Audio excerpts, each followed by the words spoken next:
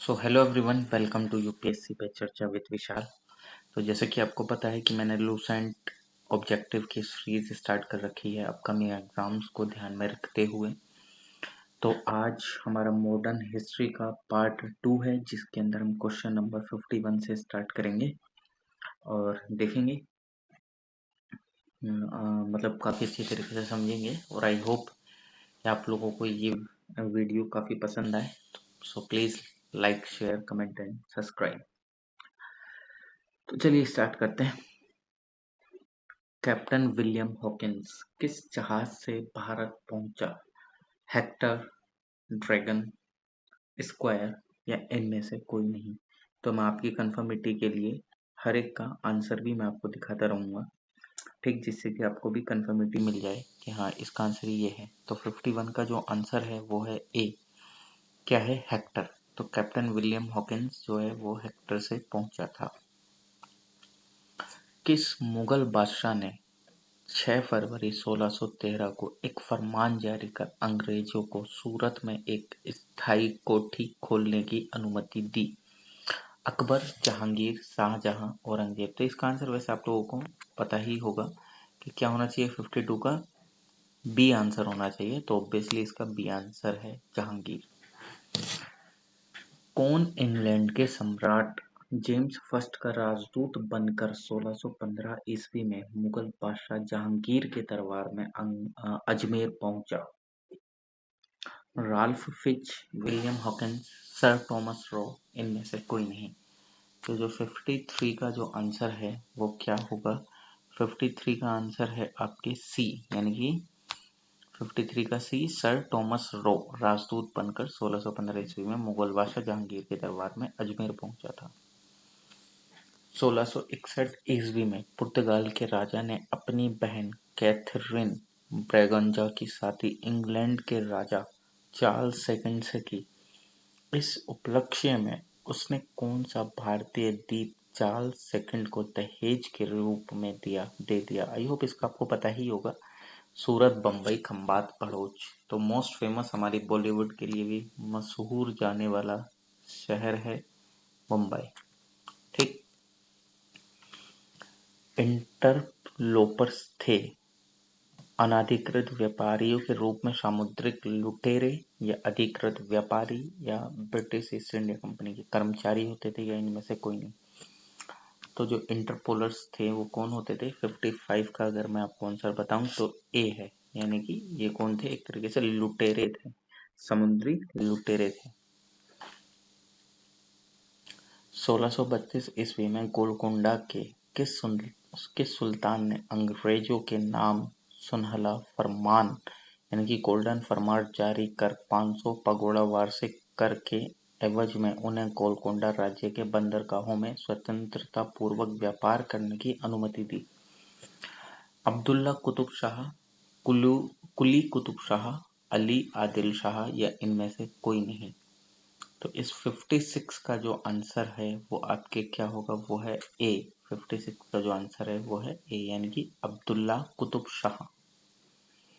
1639 ईस्वी में अंग्रेज फ्रांसीसी डे ने कहाँ के शासक से मद्रास को पट्टे पर लिया और वहां एक किलाबंद कोठी बनवाई? चंद्रगिरी के राजा से, कालीकट के राजा से, बीजापुर के सुल्तान से, गोलकोंडा के सुल्तान से?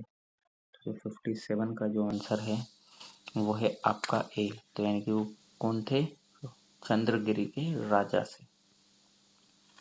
अंग्रेजों ने पूर्वी भारत में पहली बार उड़ीसा की महानदी के मुहाने डेल्टा पर हरिहरपुर, बालासोर एवं पीपली में फैक्ट्रियां कब स्थापित की? 1633, 1651, 1608 या 1613 में? तो 58 का जो आपका आंसर है वो है ए, यानी कि 1633 ईस्वी में। शाहजहां के पुत्र एवं बंगाल के तत्कालीन सूबेदार शाह शुजा से ब्रिटिश कंपनी को निशान शहजादों द्वारा जारी आदेश पत्र कब प्राप्त हुआ, जिसमें कंपनी को 3000 रुपये वार्षिक कर के बदले व्यापार का विशेषाधिकार मिला? अच्छा, आप लोगों को आवाज़ आ रही है ना?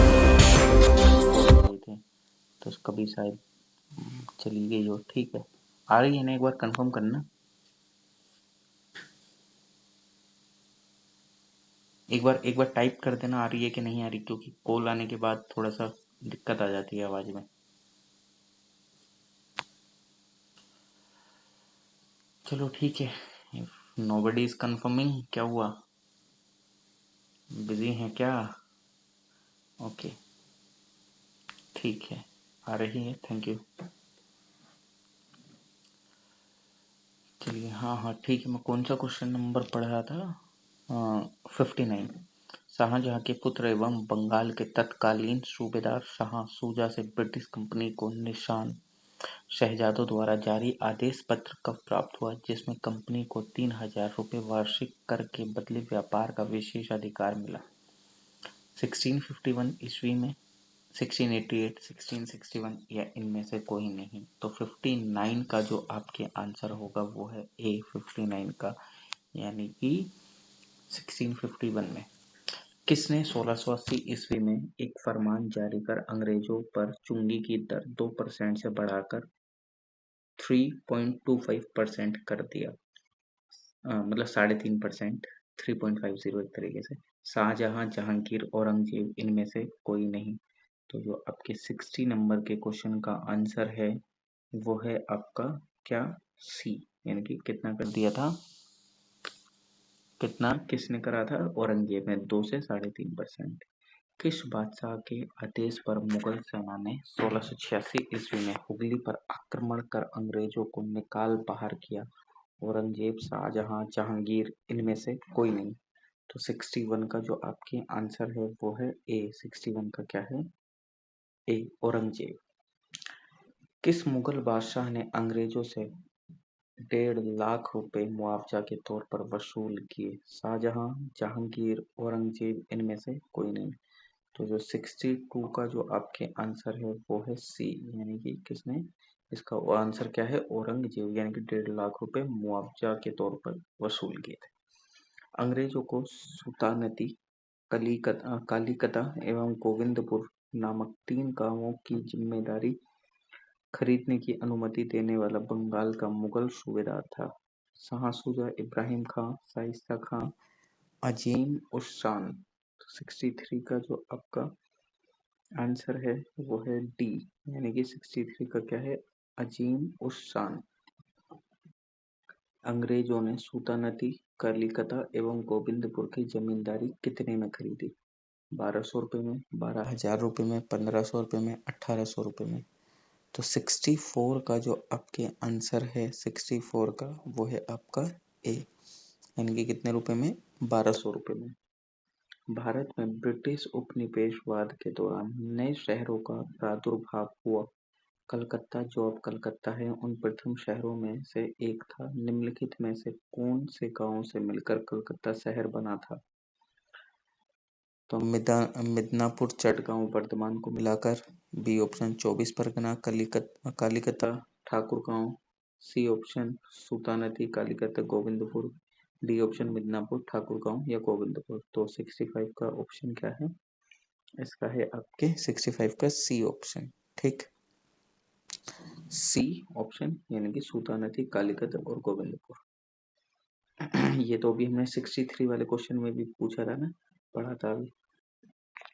66 का क्वेश्चन क्या है? 30 सितंबर 1716 को मुगल बादशाह फर्रुखशियार द्वारा ब्रिटिश कंपनी के नाम जारी फरमान के संबंध में क्या सही है? इसके द्वारा कंपनी को केवल 3000 रुपये के वार्षिक खराज पर निःशुल्क व्यापार करने का अधिकार मिला। इसके द्वारा कलकत्ता के आसपास के गांवों को किराए पर खरीदने की अनुमति मिली। या सी ऑप्शन, इसके द्वारा बंगाल के शहरी मुद्रालय में सिक्का ढालने की अनुमति मिली। उपयुक्त सभी, तो इसका आंसर क्या है, उपयुक्त सभी। ये जो तीनों ऑप्शन है ये तीनों करेक्ट है। 67, किसके द्वारा जारी फरमान को अंग्रेज और मैंने बंगाल में ब्रिटिश व्यापार का मैग्ना कार्टा बनाया? शाह शुजा द्वारा जारी निशान, फर्रुखशियार द्वारा जारी फरमान, औरंगजेब द्वारा जारी फरमान, इनमें से कोई नहीं? तो 67 का जो आंसर है वो है आपके बी, यानी कि फर्रुखियार द्वारा जारी फरमान। निम्नलिखित में से कौन अंग्रेज जहांगीर के समय में भारत नहीं आया था? William Hawkins, sir Thomas Roe, पादरी एडवर्ड टेरी या राल्फ फिच? तो 68 का जो आंसर है वो है डी, यानी कि 68 का आंसर क्या है? D, Ralph Fitch. सुमेलित कीजिए, यानी कि सही बताना कौन सा किससे सही मिलेगा। तो मैं इसका सीधा एकदम डायरेक्ट आंसर आपको बता देता हूँ। 69 का वो है ए, यानी कि ये सारे एकदम सही मिले हुए हैं। जॉन मिल्टन हॉल अकबर, ये अंग्रेजी यात्री थे और किस मुगल बादशाह के समय में आए थे? तो जॉन मिल्टन हॉल अकबर के समय में, William Hawkins Jahangir, John Surman Farrukhsiyar. ठीक। बंगाल में अंग्रेजों की कंपनी के बारे में किसने कहा? यह एक कुत्सित या नीच झगड़ालू लोगों और बेईमानी व्यापारियों की कंपनी है। शाइस्ता खां, अजीम उस्सान, शाज शुजा या इब्राहिम खां? तो जो 70 का जो आंसर है वो आपके क्या आंसर है? वो है ए, यानी कि शाइस्ता खान ने ऐसा बोला था। 71 यानी कि वही फोर्ट कौन सा कहाँ पर है? मैं इसका सीधा आंसर बता देता हूँ। 71 वाले का 71 का है ए, यानी कि ये चारों एक साथ सही लगे हुए हैं। फोर्ट विलियम का है कलकत्ता में, फोर्ट गैलिट्रिया पुलिकट में है, फोर्ट गुस्तावुस चिनसुरा में है, फोर्ट लुई पौंडीचेरी में है। फ्रांसिस मार्टिन के ने बीजापुर के सुल्तान सिकंदर आदिल शाह के अधीनस्थ बालीकोंडापुरम के मुस्लिम सूबेदार शेर खान लोदी से पुडुचेरी नामक एक छोटा गांव प्राप्त किया। मार्टिन ने पुडुचेरी का विकास किसके रूप में किया?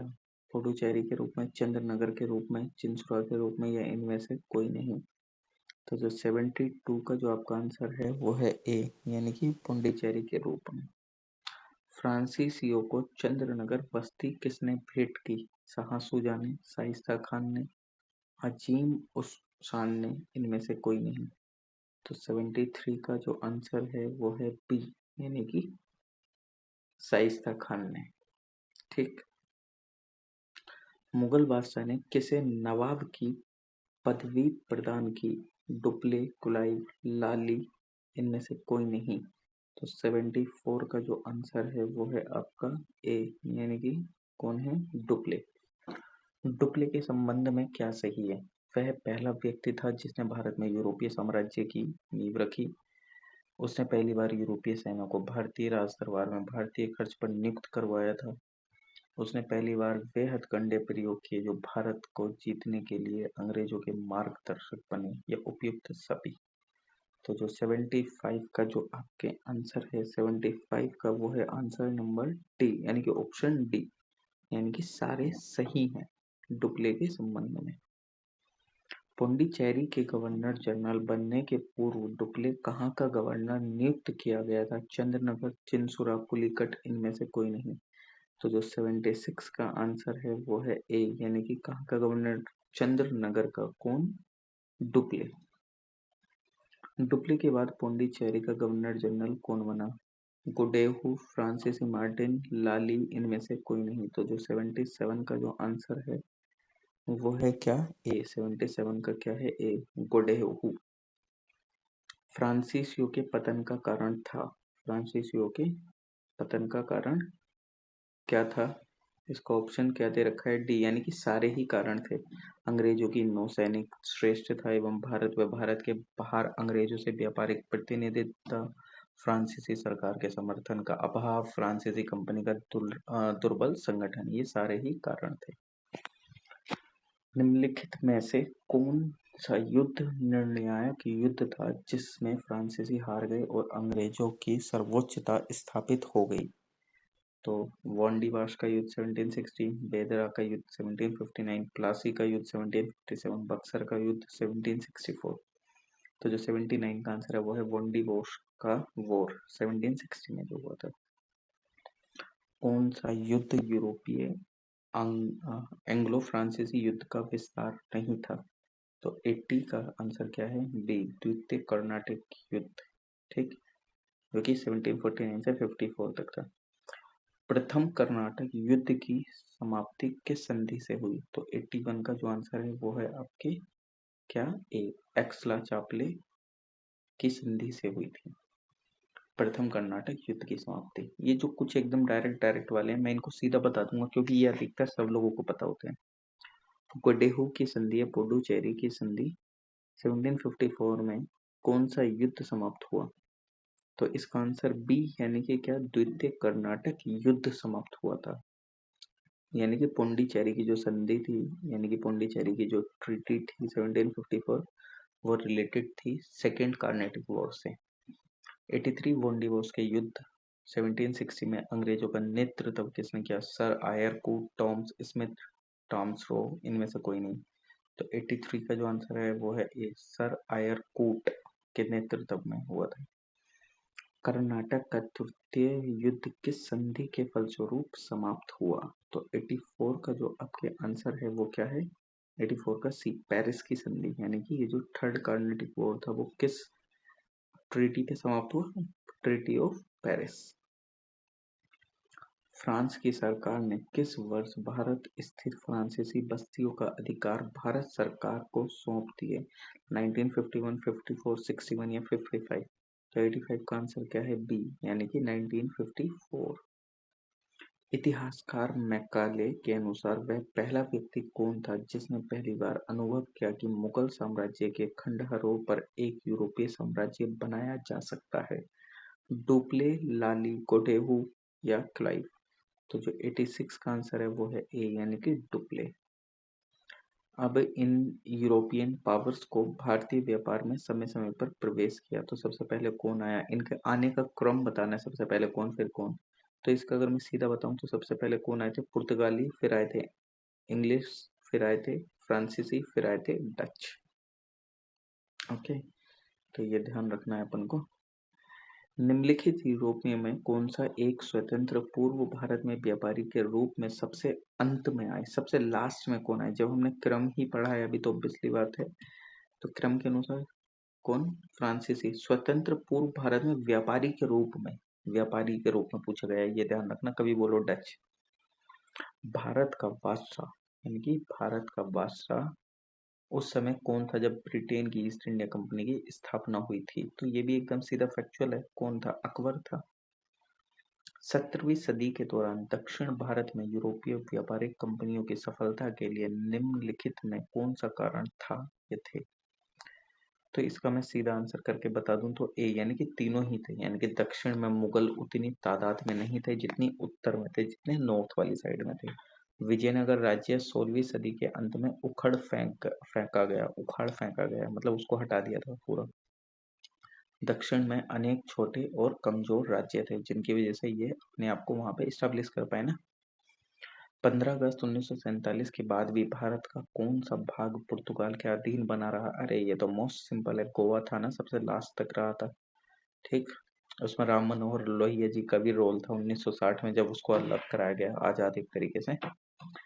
पुडुचेरी वर्तमान के संदर्भ में निम्नलिखित कथनों पर विचार कीजिए।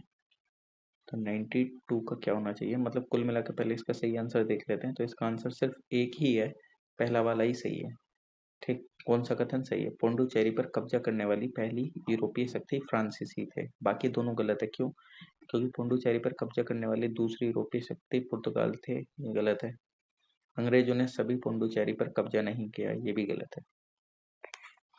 लंदन में ब्रिटिश ईस्ट इंडिया कंपनी के गठन के समय भारत का निम्नलिखित में कौन सा बंदर, कौन बादशाह था? कौन बादशाह था? अकबर। वनडीवोस के युद्ध में क्या हुआ था बताओ? ऑब्वियसली बात है, सीधा सी, ब्रिटिश ने फ्रेंच को हरा दिया था।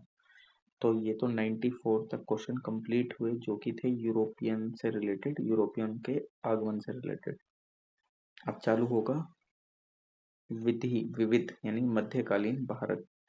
तो उससे पहले अगर आप लोगों को कोई दिक्कत हो तो प्लीज मेरे को बता दीजिए, there is any kind of problem.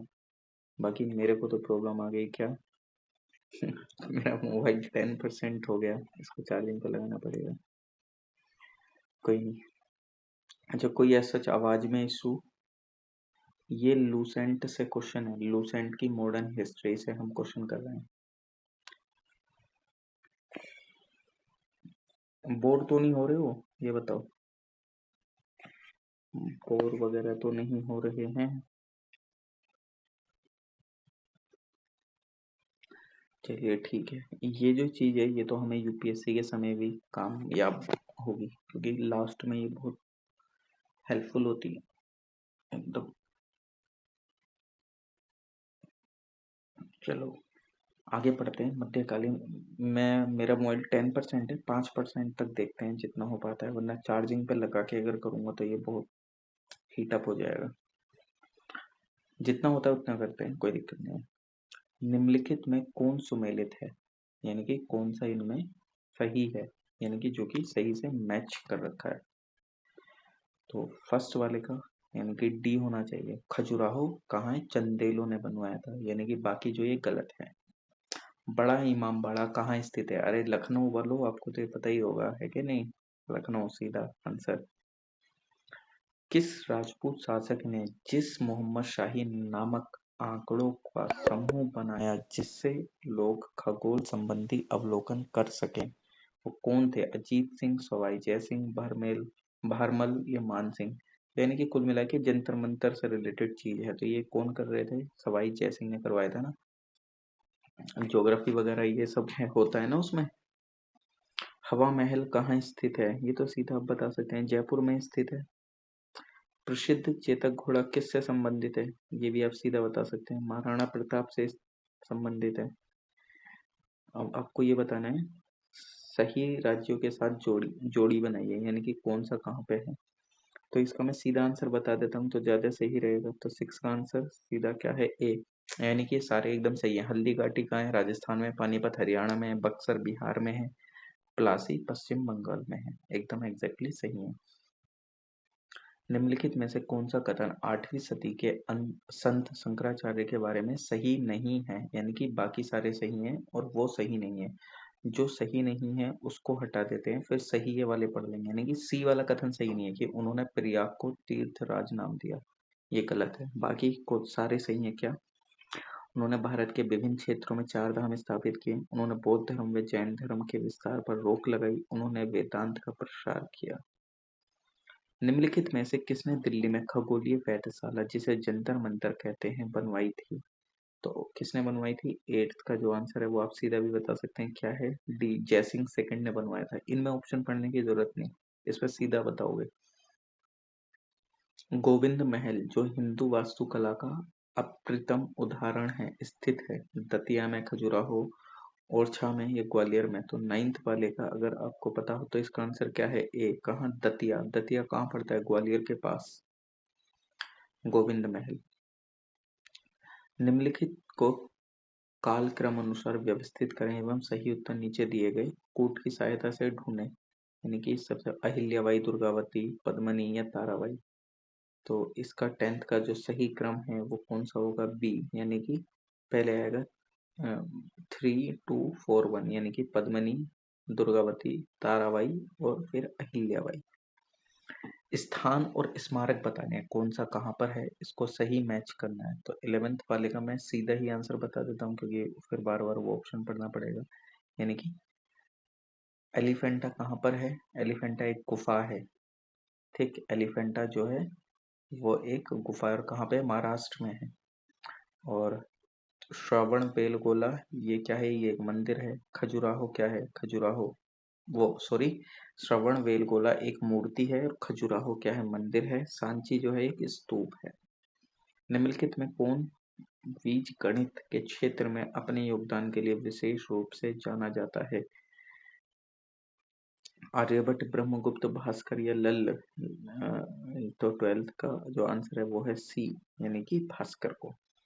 निम्नलिखित में से कौन सबसे प्राचीन वाद्य यंत्र है, सितार, तबला, सरोद या वीणा।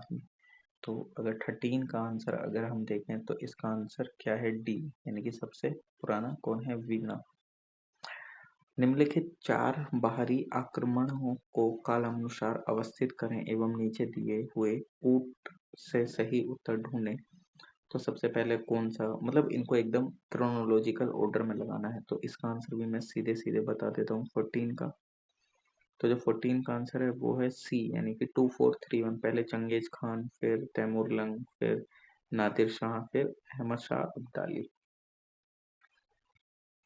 चलिए, फिर कौन से बृहद मंदिर के प्रारंभिक अभिकल्पना तथा निर्माण सूर्यवर्मन सेकंड के राज्यकाल के दौरान हुए? तो जो इसका आंसर है 15 का, इसका भी मैं आपको डायरेक्ट ही बता देता हूँ, इसका है बी, यानी कि कौन, अंकोर वाट मंदिर। ये आपको मैच करना है, इसका भी सीधा बता देता हूँ, क्योंकि पर्वतीय स्मारक स्थल और राज्य बताना है कौन सा कहाँ पर है। ठीक, तो 16 का जो आंसर आपका होगा वो होगा सी, यानी कि शिशुपालगढ़। ये कहाँ पर है? ये है उड़ीसा में। और पिपरवा ये कहाँ है? उत्तर प्रदेश में। कोलपाड़ा ये कहाँ है? असम में। विष्णुपुर ये कहाँ है? आपके मणिपुर में। निम्नलिखित कथनों पर विचार कीजिए। दक्षिण भारत के इक्ष्वाकु शासक बौद्ध मत के विरोधी थे। पूर्वी भारत के पाल शासक बौद्ध मत के समर्थक थे। तो अब आपको इसमें बताना है कौन दोनों सही है, दोनों गलत है, या कौन सा सही है, कौन सा गलत है। तो इसका आंसर क्या है? सी, यानी कि दोनों सही है। अब इसमें भी बताना है 18वें में कौन से कथन सही है। तो इसका भी मैं सीधा आंसर बता देता हूँ, दोनों सही हैं। दोनों कथन कैसे सही हैं और क्या कथन है? हिंदू देवी देवताओं तथा मुस्लिम संतों की प्रशंसा में रचित गीतों का संग्रह किताब ए नोरस इब्राहिम आदिल शाह सेकंड द्वारा लिखा गया। भारत में कव्वाली के नाम से जाने जाने वाली संगीत शैली के प्रारंभिक रूप का आरंभक अमीर खुसरो थे। निम्नलिखित कथनों में से कौन सा एक सही नहीं है? यानी कि बाकी तीन सही हैं, जो सही नहीं है उसको बाहर निकाल दो, तो वो जो सही है उनको हमारे लिए बहुत जरूरी है पढ़ना। तो पहला वाला ही सही नहीं है कि अली मर्दान खान ने बंगाल में राजस्व कृषि पद्धति आरंभ की, ये गलत है। बाकी जो सही है उनको पढ़ते हैं। महाराजा रणजीत सिंह ने लाहौर में तोपों के निर्माण के लिए आधुनिक ढलाई खाने स्थापित किए। अम्पेर में सवाई जयसिंह ने यूक्लिड के रेखागणित के तत्वों का संस्कृत में अनुवाद कराया। मैसूर में सुल्तान टीपू ने श्रृंगेरी मंदिर में देवी शारदा की मूर्ति के निर्माण के लिए धन दिया। ठीक, क्वेश्चन नंबर 20, निम्नलिखित घटनाओं पर विचार कीजिए। तो ये आपको बताना है कि विजयनगर के कृष्णदेव राय का शासनकाल, कुतुब मीनार का निर्माण, पुर्तगालों का भारत आगमन, फिरोज तुगलक की मृत्यु। मतलब कुल मिला के ये सीरीज में लगाने हैं। तो 20 का जो आंसर है वो ए है। ए क्या? 2431, कुतुब मीनार का निर्माण, फिरोज तुगलक की मृत्यु, फिर पुर्तगालियों का भारत आगमन, विजयनगर के कृष्णदेव राय का शासनकाल। सूची 1 और सूची 2, यानी कि इसका सही आंसर बता के कर लेते हैं तो ज्यादा इजी रहेगा। तो 21 का आंसर जो होगा वो होगा आपके बी, यानी कि बी का मतलब क्या है? बी का मतलब क्या है कि जो इकता है वो दिल्ली के सुल्तान लेके आए थे। ठीक, और जो जागीर है वो मुगल के टाइम की थी, और जो अमरम है वो विजयनगर के टाइम में थी, जो मोकाशा है वो मराठों के टाइम में थी। ठीक, क्वेश्चन नंबर 22, क्वेश्चन नंबर 22 इसका बी है। अभी मैं इसके सीधे सीधे डायरेक्ट आंसर, क्योंकि ये सीधे वही है ना, मैच द फॉलोइंग, तो इसलिए मैं इनके सीधे आंसर बता दे रहा हूँ। ठीक, इनको क्रोनोलॉजिकल ऑर्डर में लगाना है 22 का। इसका बी है क्या कि सबसे पहले क्या हुआ? कुतुब मीनार, फिर तुगलकाबाद किला, फिर लोधी गार्डन, फिर फतेहपुर सीकरी। आगे 23 वाले क्वेश्चन का आंसर है बी, यानी कि 1556 में क्या हुआ था? अकबर का राज्यरोहण। फिर और क्या हुआ था? फिर 16 ईस्वी में क्या हुआ था? ईस्ट इंडिया कंपनी को अधिकार पत्र प्रदान किया जाना। और 1686 ईस्वी में क्या हुआ था? 1686 ईस्वी में 1686 ईस्वी में हुआ था तीसरा वाला शिवाजी का देहांत। और 1739 ईस्वी में क्या हुआ था? डी ऑप्शन, मतलब जो डी वाला है उसमें सेकंड वाला, नादिर शाह का दिल्ली पर आक्रमण।